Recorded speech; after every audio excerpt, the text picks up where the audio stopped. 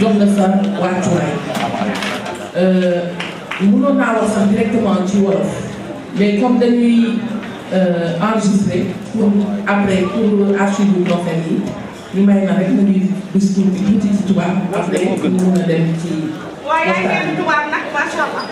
voilà, donc c'est avec un immense honneur et un réel plaisir que je prononce ce mot au nom de Monsieur le maire Serigne Mboup, vraiment qui m'a fait un très grand honneur. Cette cérémonie est consacrée au prophète, un programme que j'ai l'honneur de conduire en tant que première adjointe au maire en charge du bureau économique local. Je voudrais à ce stade exprimer toute ma reconnaissance à Monsieur le maire Serigne Mboup pour la confiance qu'il m'a accordée en me confiant la conduite de ce programme stratégique qui lui tient particulièrement à cœur et qui constitue aujourd'hui un levier essentiel de la politique économique locale de la commune de Kaolack. Nous avons le plaisir d'accueillir le FONGIP, partenaire institutionnel majeur, dont l'accompagnement a contribué de manière déterminante à la mise en œuvre effective du programme. Je souhaite mettre en lumière l'engagement de Madame Leifa Toumbo Diatara, administrateur général du FONGIP. Madame Diatara, votre leadership, votre sens de l'État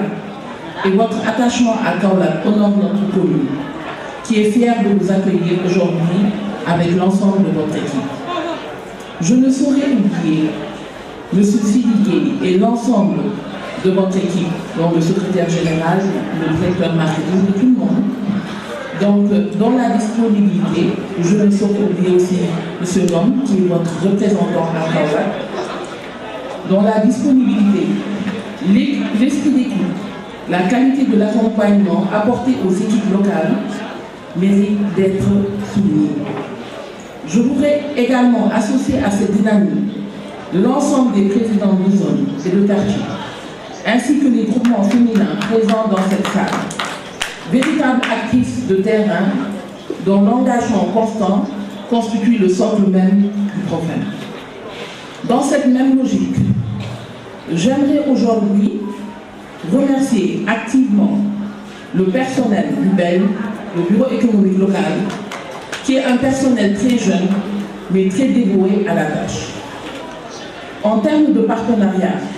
je tiens à relever l'appui de notre partenaire technique, la Chambre de commerce, d'industrie et d'agriculture de Kaolack, dont le soutien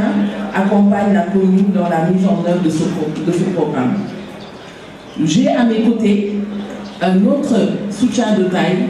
Forcen, avec qui nous allons amorcer une formation de 2000 femmes sur le marketing digital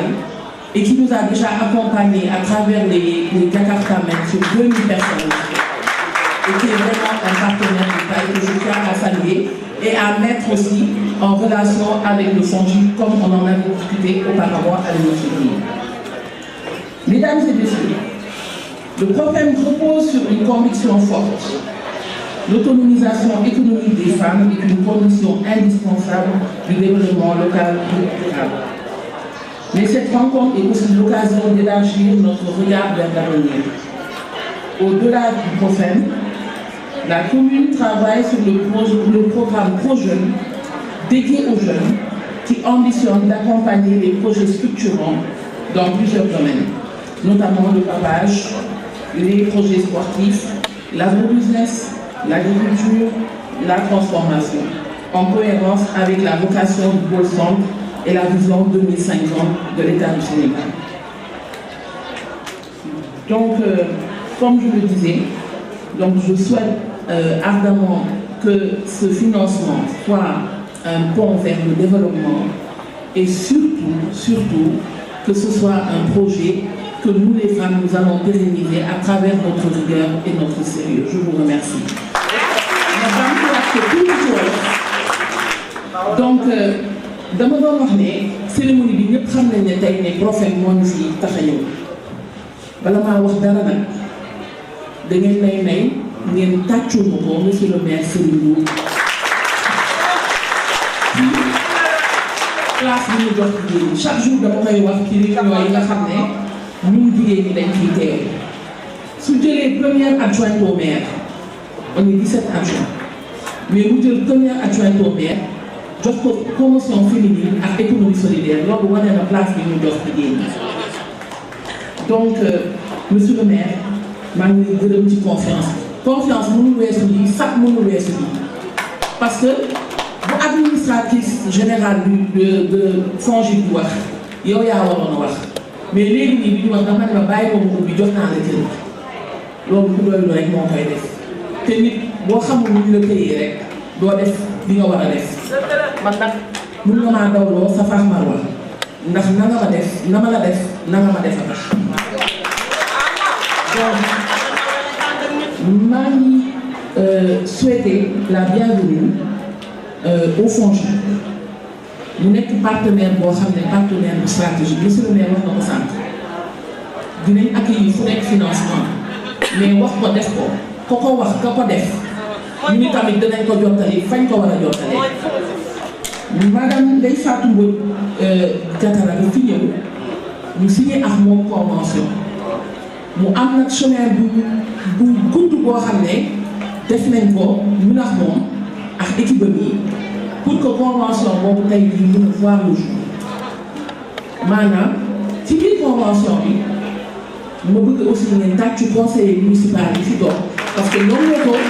voté ñoo voté ci proposition monsieur le maire ñu génne ci suñu budget d'investissement 100 millions teg ko ci table bi profet ñëw mottali ko à hauteur de 400 millions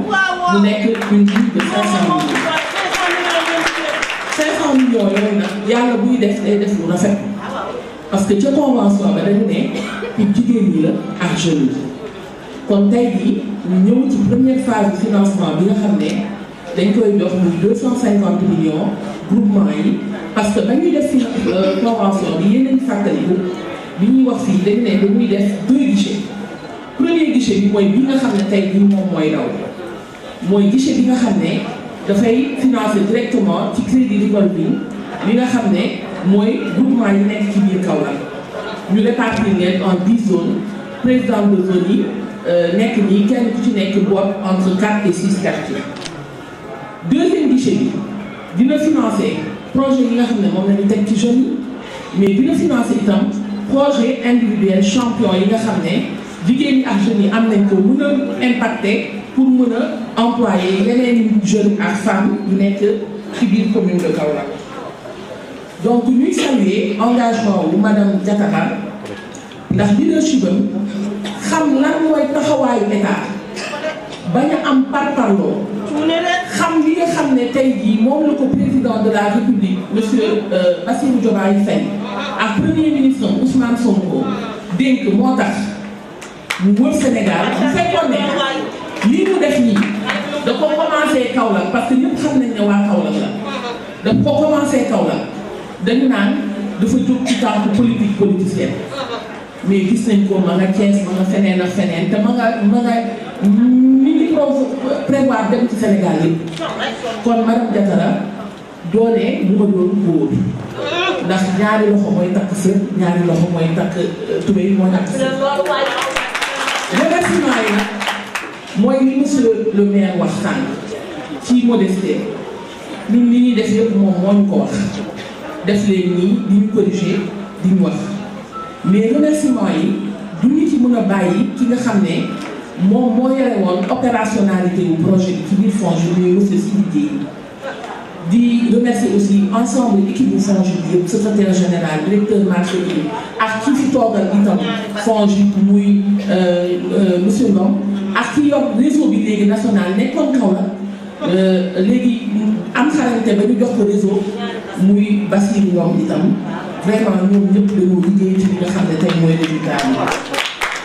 dinaa remercier aussi ma bëgg nag ngeen tàccu leen ñii ñoom ñëpp président de zone yi ñoom ñoo dem fii ñoom ñoo dem tey jii décanter situation bi ndax formalisation yi ci zone yi lañ ko def. di remercier président de quartier yi di remercier groupement féminin yi nga xam ne ñoom ñoo toog ci biir salle bi ndax li yëpp bu mu nee nekk yéen a tax di leen wax nag itam wax nañ leen ko lii du politique développement la su fekkoon ni politique la dañ leen naan bureau politique local bureau économique local la monsieur le maire wax na ko waxaat ko moom politique bi mu xam mooy développement jëriñ nit ñi may leen li ngeen di suturloo pour bu ëllëg si biir kenn bañ leen a yàq loolu nag bu mu nee nekk mooy lekk fay dimbali leen lii dañoo bëgg projet bi mu dem ba nekk banque des femmes projet bi bokk na ci li ko gën a tuuti yéexal mooy que bu ñu toppoon rek circuit bi normal dañuy dem ci taux yoo xam ne day yegg ay 10%. mais ñu ngi xeex boobu ba tey pour ñu bañ a passé 5% yi muy promesse bu fi madame Diatara jëloon ñu respecté ko te loolu yëpp boo gisee ñu wàcce ko ba heure boobu ba 5% ci lu musul am vraiment bëgg mu yomb ci yéen pour ñu jël itam joxewaat pour que mu pour ëllëgee mu gën a am donc ñu ngi remercier aussi champs et forcen xàmmee ngeen leen ñi ngi dem ak ñoom ci formation 2000 femmes parce que benn xamul taxaw bu ñu jógee ci lii tey lundi bu ñu xëyee rek dañuy dem ci formation 2000 femmes 6 sessions masterclass yoo xam ne day dem ci marketing digital donc di leen wax rek ne ubbi nañu maison de la femme yi ñu ngi koy defar financement bi ñëw na ma bëgg suñu mbokk journaliste yi ngeen dimbali ma wax ci tuuti rek pour ñu xool produit yi nekk ci kaw taal bi dafa nekk seen ginnaaw tuuti rek ngeen baal ma voilà donc tuuti rek ngeen baal ma rek maa ngi jiital bu baax voilà donc monsieur baal ma de ñoo poussé nii damay wane monsieur le maire madame Mbodj di ngeen gis ni à gauche mooy produits locaux yi nga xam ne femmes yi ñu koy transformer ci biir seen unité de transformation bi yu weex yi ngeen gis muy produit yi nga xam ne moom la ñu bëgg a développer à travers le label Profen yéen a ngi ciy gis tey jii araw caakiri et cetera les produits locaux mais innovation ay araw à base de bataille ay araw à base de coco et cetera ak yeneen yéen a ngi ciy gis cere bu nga xam ne suñu patrimoine la di ci gis maxamu saalu wax yooyu yëpp donc loolu boo leen ko gisee mooy que tey jii dañoo bëgg financement bi nga xam ne ñu ngi koy jox Profen jigéen ñi ñu bari koo jël rek di suul bukki di suli bukki dañ leen bëgg utal tey jii lu mel ne métier yoo xam ne xaalis bii ñu leen di jox fa la ñuy dem investir ko pour mën a jaayaat yokkaat seen bopp donc aujourd'hui label Profen bi nga xam ne moo doon label Kaolack monsieur le maire du ko promouvoir muy la marque Kaolack ñi ngi leen di wax ne tey jii bokk ngeen ci ñi nga xam ne yéen a ko nar a doxal yéen a ko war a ñëwaat voilà donc di leen wax rek sans plus tarder que li gën a neex ci kanam ñu ngi fi jeunes yi itam ñu ngi ñuy interpellé mais jeunes yi nañ xam ne am nañu programme boo xam ne bëgg nañ cee dem ak ñoom ak FONGIP boo xam ne ñoom seen coopérative li ci neex mooy maire bi ak conseil de quartier yi ñooy doon les clients parce que tey jii dañu bëgg a def ay coopératives yoo xam ne pour jeunes yi dañuy def pavage bu ñuy def pavage aujourd'hui pavage yooyu def ko ci biir quartier yi pour bëgg a taaral quartier yi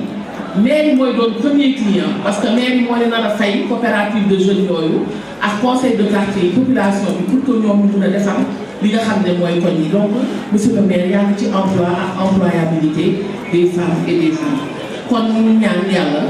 Ndeye Fatou Gueye Mbodj ak équipe bu FONGIP yàlla nañ jëm ca kanam ni mu waxee ngeen téye leen ko parce que doomu Kaolack la te papaam liggéey na lu rëy Kaolack lu ñëw bu boo waroon ko faa mën a yemale ne naa ko yokk monsieur le maire Serigne Boub nii ngeen ay nitam defkat la nuñ koy waxee defoon na fee defaat kon baax na kon asalaamaaleykum wa rahmatulah kon di la merci aussi di la merci aussi PAMECAS